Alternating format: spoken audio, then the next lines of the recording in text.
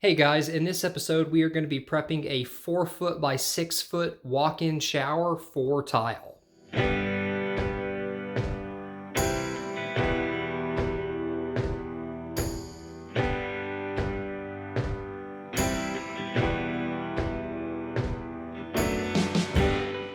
Hey guys, welcome back to the channel. In this episode we are working on getting the master shower prepped for tile. So that means hanging all the concrete backer board, that means installing our drain and our pre-sloped shower pan, which I have right here. And then eventually we're gonna do all the waterproofing by doing this liquid waterproofing membrane, just like we did in the guest shower.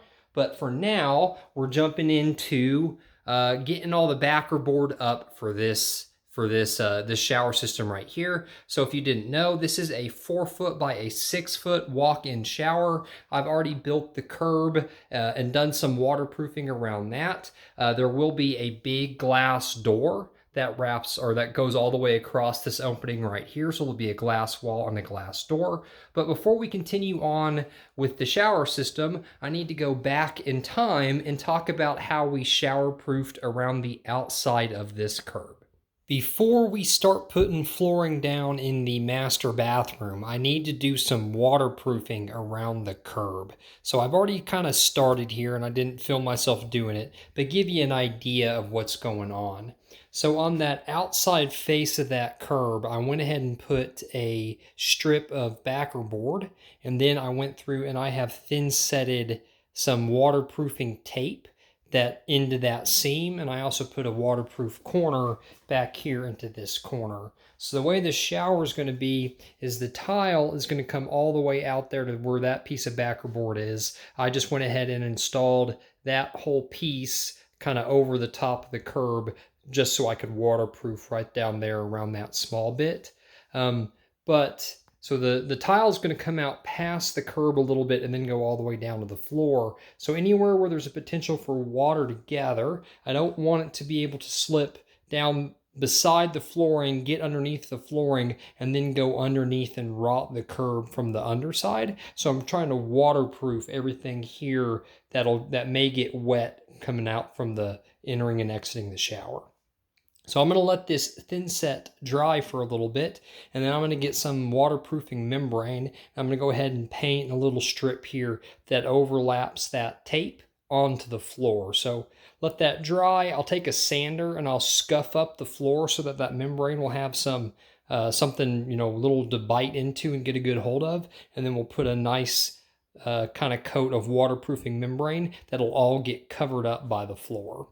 So anywhere that my waterproof seam tape kind of lied, I went ahead and did a waterproof liquid waterproofing membrane and gave it a good couple inches of overlap all the way around. So you won't see any of this after it sets up and dries and everything. The floor will come all the way up to the curb and it will cover all of that up. So you won't see any of it because of the finished floor. And then of course tile will cover everything on the front of the curb. So it looks pretty good. I'm pretty happy with it. I think it greatly reduces the chances of water getting in and around my curb. Of course, there's always more you can go, it's, do you waterproof all the way out to the door? Do I need to waterproof all the way around the door here, coming up to the vanity? Do I need to waterproof around here? You can always take it further than you really need to. I think this is going to be adequate to keep the water away from the curb and do everything that I want it to do. So after that membrane set up, and then we put down the vinyl plank flooring, we ended up with something that looks like this. So you can kind of see what I was getting at here. What I was trying to avoid was any water that would get onto this floor as you would step out of the shower. I didn't want it to sink, behind this flooring here and go down and then get underneath the curb. So the whole idea is, even though this curb is pressure treated, we want to keep it as dry as possible because it is wood. I have seen some people that make their curbs out of mortar and brick, but I went ahead and just made it out of pressure treated lumber and anchored it to the floor with Tapcons. It's just 3 2x4s high. is all that my curb is. So I have 3 pressure treated 2x4s. That bottom is glued to the slab and anchored down with some Tapcon screws. And then I just stacked up 3 2x4s on top of it. So after all that, that was actually months and months and months ago. The next kind of step in this was to start hanging the concrete backer board. So let's jump in and do that. So that's a pretty straightforward process. You just slap it up there just like you would drywall, and you screw it to the studs with some backer board specific screws.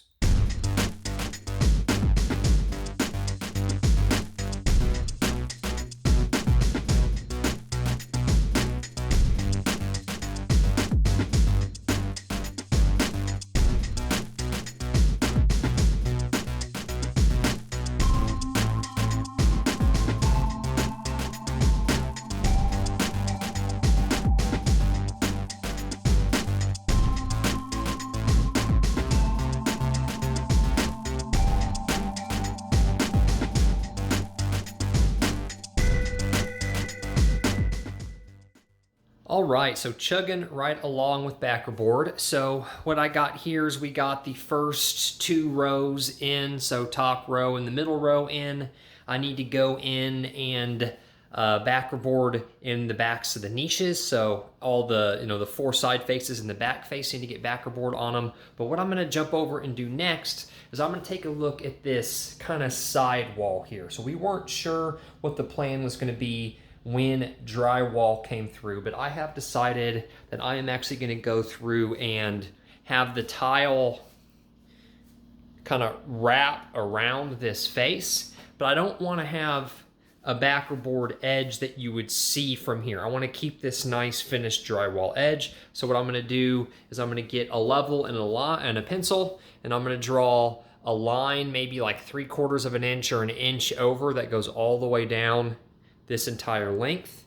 I'll cut that line and remove all of this sheetrock all the way on the right hand side, and then I'm going to put a thin strip of backer board, and then once that's all done, this entire corner we'll put some waterproof tape and thin set that down that length right there. And once that's all done, the next step will be, like I say, I'll do the backer board in the back of the niches, but I need to put the pre-sloped pan down first before I put the last row of backer board up. So I'm gonna have to cut this backer board. I'll have to rip it down a couple inches to make it fit perfect. So I need to put the pre-sloped shower pan in before I do any of that.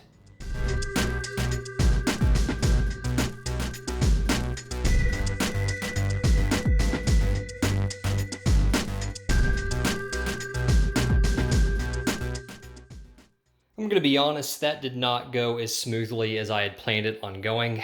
So my thought process was, oh, I'll just come in from this corner and I'll just measure over an inch, and that'll get me past the plastic kind of corner trim or the corner molding that they put underneath the drywall finish. But it was not enough. As you can see, I could probably cut off 3/16, 1/4 of an inch of that plastic, so my line was right in the middle of it.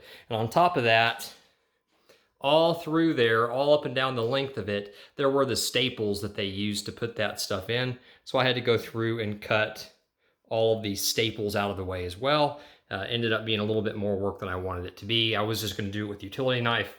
Ended up having to get out the oscillating saw. But you can kind of see what the plan is here now. So now I'll have a thin strip of backer board that runs all the way down this stud here. But from this other side, you still have the finished corner.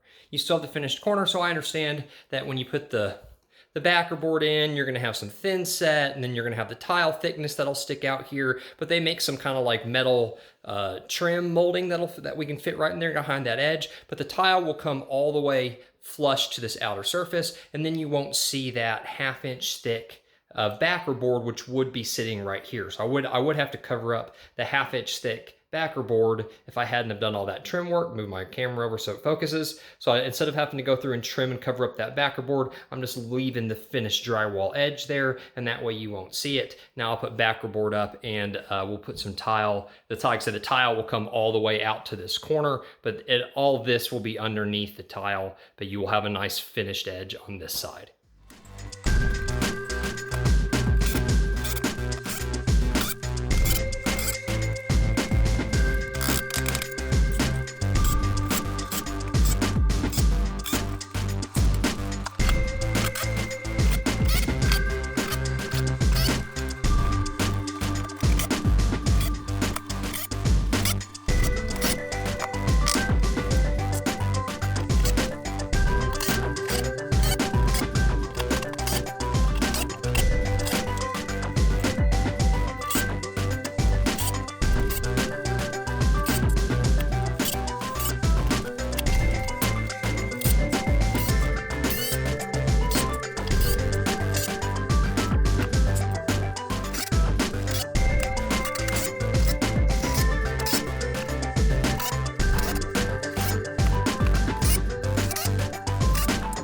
I got the shower niches backer board all hung inside of them. Now I'm ready to go through and start taping the seams and the edges. But before I do that, I'm gonna jump over to here for where we cut out for this kind of tall skinny wall. Now I really should have done this before I hung these two big pieces of backer board. But what I'm gonna do before I hang the backer board on the side is I think I'm gonna scab a bunch of 2x4s up inside here to double this stud up. And that's just because when you look back at this shower, you know, this entire area here is going to be a big glass door. So that glass door is going to mount into this wall right here. And I want to give it just a little bit more extra 2x4. So when they put the shower door right here and there's going to be some sort of frame, it'll have more to screw into. So I am going to try and cut some short-ish pieces of 2x4,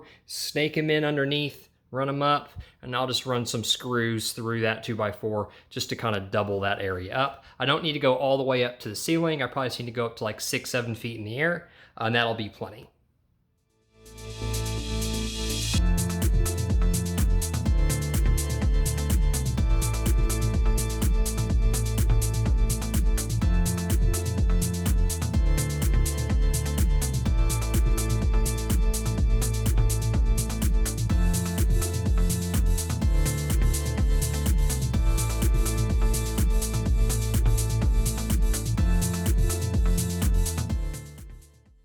Here it is all installed, so it's just some scrap kind of pallet racking or some dunnage that I had laying around. So it's I don't know what the dimensions of it are, but it's like 2 inch by 2 inch exactly. And that's kind of how that all fits in. And as you see, it goes up and it goes behind that backer board and it ends somewhere up above that line up there. So it ends somewhere up there. I think I put about 7 foot of it back there. Should be more than enough to get that glass door properly mounted. Okay, so the next step, as we said before, we got all the backer board in. But before I put this bottom row, and I hope that that one kind of special piece that I had wrap over the curb doesn't get in my way. But before we do this bottom row, we are going to install the pre-sloped shower pan. So I am going with a shluter-kerdi shower system, a pre-sloped shower pan. And then I need to have that shower pan fit around this drain. So let's go in here and we can look at the shower pan. According to their instructions, what they say to do when you do not have access to the plumbing below the floor, which in this case I do not because it's a slab, is I need to cut out those styrofoam spacers right here, and I'm going to use those to set the height of how far the shower drain needs to sit above the slab. So we'll cut them out. I will slip them underneath that, and then I'm going to measure how much I need to cut out of my rough-in drain. So this is the rough-in drain pipe sticking out of the floor right there. The plumber, when he roughed it into the concrete, had it all wrapped in cardboard. I ripped all that cardboard out, and then I filled it with some kind of pea gravel that I had around the outside. So I'm going to go ahead and measure off of that styrofoam spacer and figure out exactly how much I need to cut off of this thing. Now, in order to get to it, I have some inside pipe cutters which go on a drill, which I'll be able to sit. It's like a saw blade that'll slide down in there, and I should be able to walk it around the outside and cut it some depth down inside of this rough-in opening.